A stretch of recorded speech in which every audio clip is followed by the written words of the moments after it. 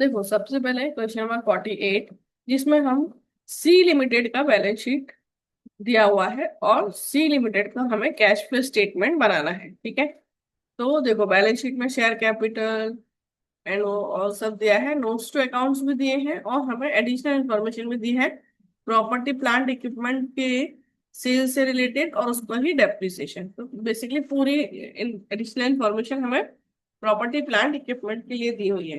तो अब हम शुरू करेंगे बनाना cash flow statement for the year ended 31 March 2025, जिसमें हम स्टार्टिंग करेंगे cash flow from operating activities और उसके बाद नेट प्रॉफिट बिफोर टैक्स। लेकिन नेट प्रॉफिट बिफोर टैक्स हमें डायरेक्टली क्वेश्चन में नहीं दिया है, तो हमें वर्किंग नोट बनाना होगा। तो वर्किंग नोट नंबर 1 किया हमने, calculation of net profit before tax, जिसमें हम स्टार्ट करेंगे सरप्लस ऑफ करंट ईयर से। सरप्लस ऑफ करंट ईयर देखो हमने दिया है नोट्स टू अकाउंट्स में, point number 1, surplus balance in statement of profit and loss account. तो लास्ट ईयर 30,000 का लॉस था,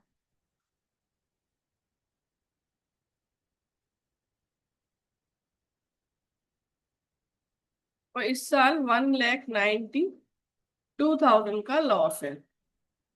ठीक है। तो अब आप देखो हम क्या करते हैं, current year minus previous year. So current year है 1,92,000 का लॉस और ये है 30,000 का लॉस।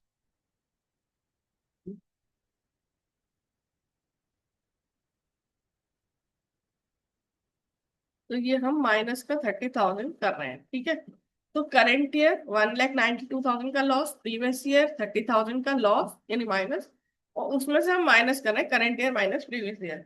तो ये जो माइनस माइनस है, ये और ये दोनों प्लस हो जाएंगे।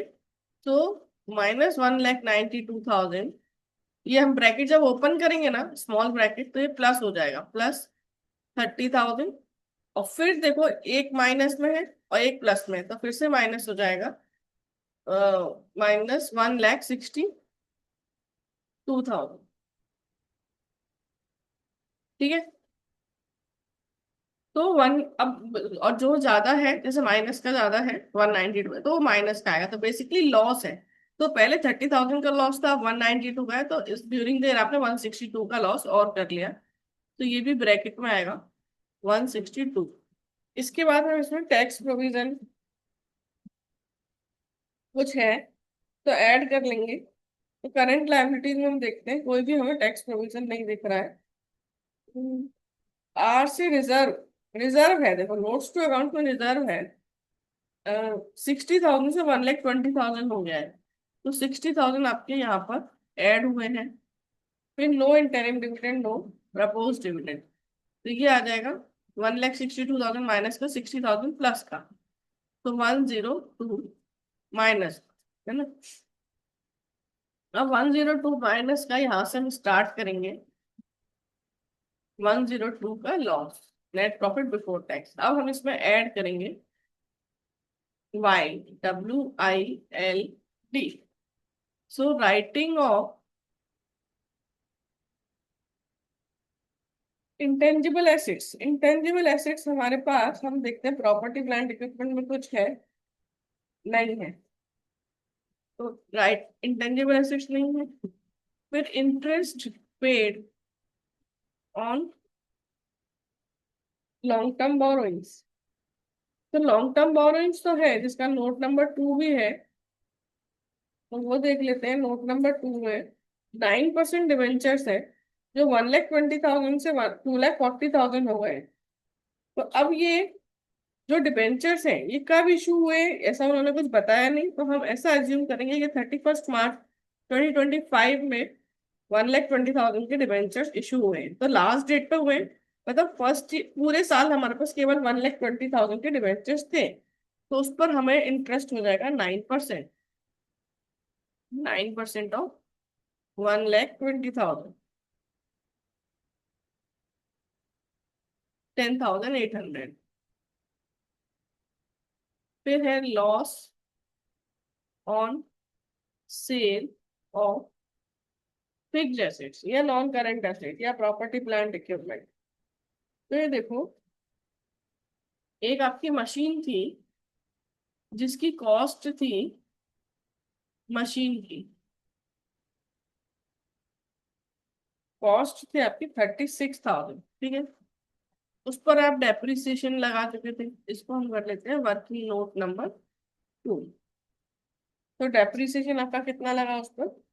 12,000। आपकी मशीन हो गई 24,000। आपने उसको सेल कर दिया है 12,000।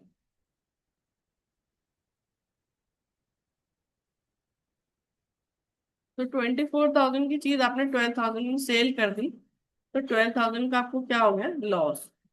तो ये लॉस यहाँ पर आ जाएगा, loss on sale of fixed assets 12,000। फिर डी से आता है डेप्रिसिएशन। डेप्रिसिएशन 60,000 डायरेक्टली दिया उन्होंने, चार्ज ड्यूरिंग द ईयर 60,000। ये सब प्लस कर लेंगे हम। तो 10,800 प्लस 12,000 प्लस 60,000 माइनस 102, 19,200 का लॉस है, ठीक है। अब इसमें से हम करेंगे लेस पीडीआई। तो पीडीआई के लिए profit on sale of investment या प्रॉपर्टी प्लांट इक्विपमेंट, तो कुछ भी ऐसा दिख नहीं रहा है ना। तो फिर डी से डिविडेंड रिसीव्ड और आई से इंटरेस्ट रिसीव्ड। तो नॉन करेंट इन्वेस्टमेंट पर कुछ भी इंटरेस्ट डिविडेंड जैसा नहीं है, तो यही हमारा हो जाएगा ऑपरेटिंग प्रॉफिट या loss before working capital changes. इसके बाद हम इसमें ऐड करेंगे डिक्रीज इन करंट एसेट्स। तो करंट एसेट्स हमारे पास इन्वेंट्री है, इंक्रीज हो रही है, ट्रेड रिसीवेबल्स भी इंक्रीज हो रहे हैं, तो ये दोनों तो नहीं आएंगे। फिर increase in current liabilities. Current liabilities है हमारे पास 90,000 हो गई है 66,000 से। तो 90 माइनस 66, 24,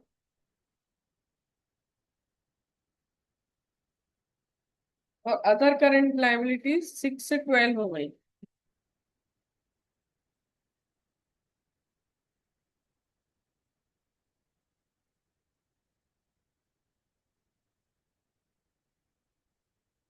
सिक्स थाउजेंड।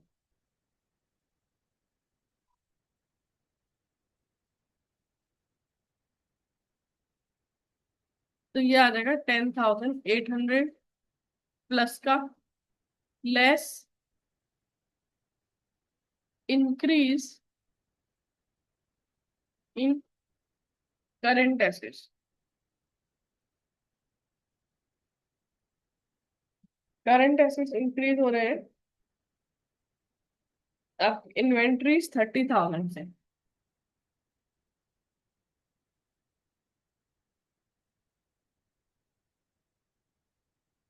और ट्रेड रिसीवेबल्स 42,000 से।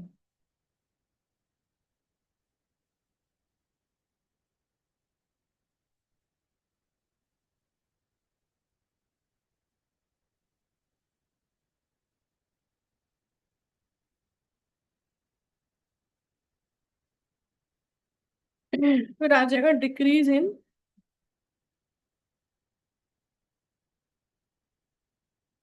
Current liability.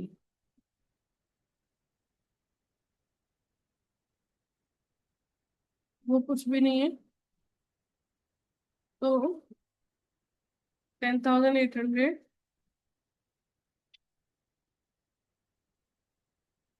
Minus 30,000 minus 42,000, 61,200। तो ये 61,200 हमारा माइनस का आया। ये इसको अभी हम यहाँ पे ही रखते हैं।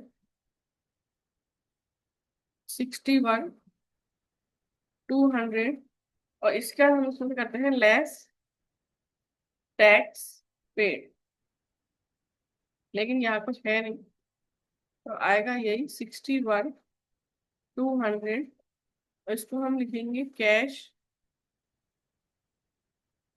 यूज, माइनस में ना तो इसलिए यूज्ड इन ऑपरेटिंग एक्टिविटीज। तो ये ए पार्ट हो गया।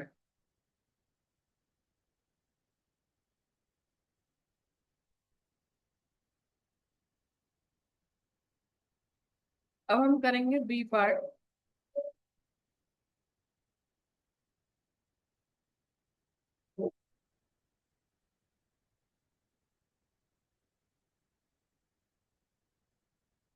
Cash flow from investing activities. देखो सबसे पहले हमारे पास जो मशीन थी, प्रॉपर्टी प्लांट इक्विपमेंट, उसका हम एक अकाउंट बना लेते हैं, प्रॉपर्टी प्लांट इक्विपमेंट। और इसके साथ देखो एक्यूमुलेटेड डेप्रिसिएशन नहीं है ना, इसका मतलब कि ये WDV पर है, कॉस्ट पर नहीं है। यदि कॉस्ट पर होता तो उसके साथ हमारा एक्यूमुलेटेड डेप्रिसिएशन का अकाउंट भी होता। तो बहुत ध्यान से करेंगे इसको। ये जो मशीनरी है या प्रॉपर्टी प्लांट इक्विपमेंट है, वो हमारे एसेट साइड में होता है, तो इसका ओपनिंग बैलेंस हमारा डेबिट में होगा। ठीक है, तो ये है हमारा प्रॉपर्टी प्लांट इक्विपमेंट। हम यहाँ लिखेंगे टू बैलेंस ब्रॉट डाउन। देखो कितना है, 2,40,000 बाय बैलेंस कैरिड डाउन 3,60,000। तो ये किस पर है, हमारा WDV। अब जो हमने मशीन सेल की है तो बाई बैंक, देखो ये यहाँ पे हमने की थी 12,000 में, और इसका हमने लॉस भी लिखना है, लॉस 12,000। तो ये देखो ये जो WDV था ना, ये WDV पूरा आ गया यहाँ पे 24,000। तो यदि हम WDV पे सेल कर रहे हैं तो WDV क्रेडिट होगा, मतलब WDV पे यदि हम अकाउंट बना रहे हैं तो सेल के टाइम पे WDV क्रेडिट होगा। यदि हम कॉस्ट पे अकाउंट बना रहे हैं तो सेल के टाइम पर कॉस्ट क्रेडिट होगा। और फिर डेप्रिसिएशन का हमने अलग से अकाउंट तो बनाया नहीं है, तो करेंट ईयर का डेप्रिसिएशन भी यहाँ पर ही आएगा, दैट इज 60,000। हम इन सबका टोटल कर लेते हैं, 360 plus 60 plus 24, 444 minus 240, 204, to bank balancing figure.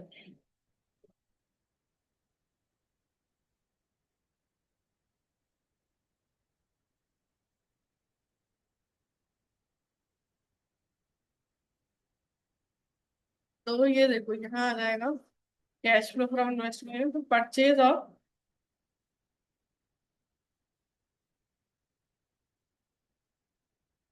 Property plant and equipment 2,04,000 outflow है, तो ब्रैकेट में कर देते हैं। फिर हमने एक मशीन सेल की थी 12,000 में, तो sale of property plant equipment 12,000, ये इनफ्लो हो जाएगा। फिर नॉन करेंट इन्वेस्टमेंट था जो कि 60 से 24 हो गया है,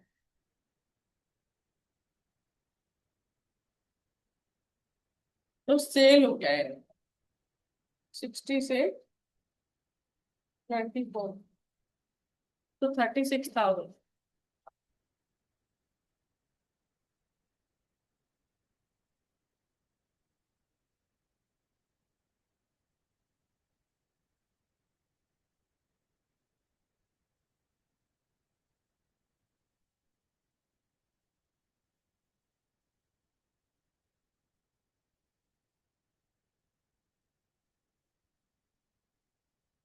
तो ये आ जाएगा 1,56,000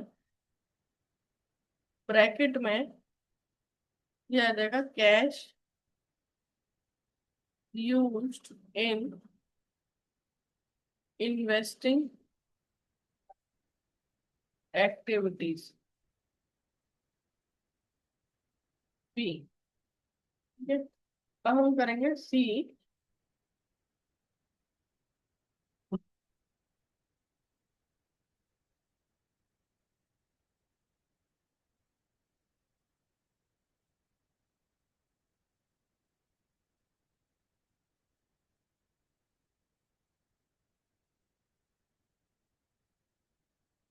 सी है cash flow from financing activities.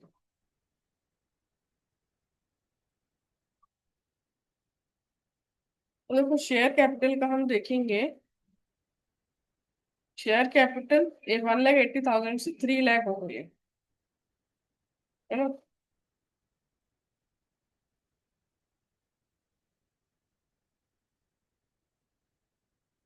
Issue of share capital to 1,20,000 inflow. फिर रिजर्व सरप्लस हो गया long term borrowing. Long term borrowing का नोट नंबर 2 है।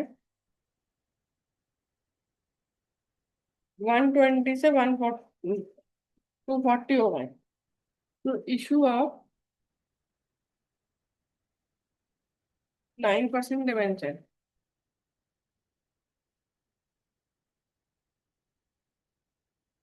120।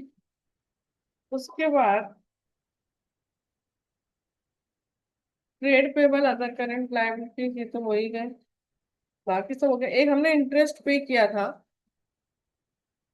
Interest paid on long term borrowing 10,800।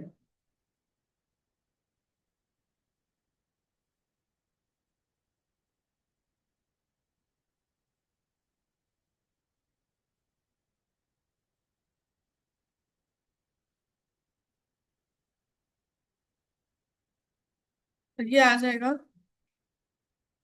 229,200। तो cash flow from financing activities C. फिर हम आएगा D net cash increase and decrease यानी A plus B plus C. तो देखो 229,200 minus 1,56,000 minus 61,200 12,000।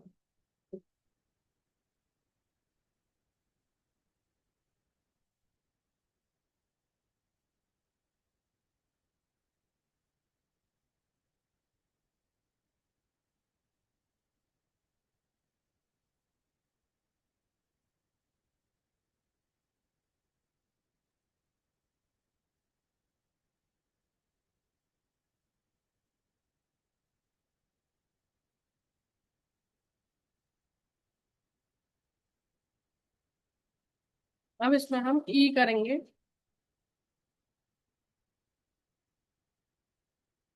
Opening cash and cash equivalent. अब आप देखो कि क्वेश्चन में ओपनिंग कैश कितना दिया हुआ है 12,000।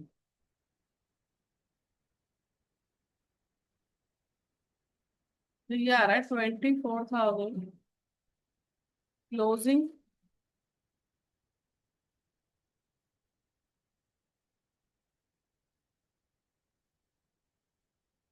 Cash and cash equivalent.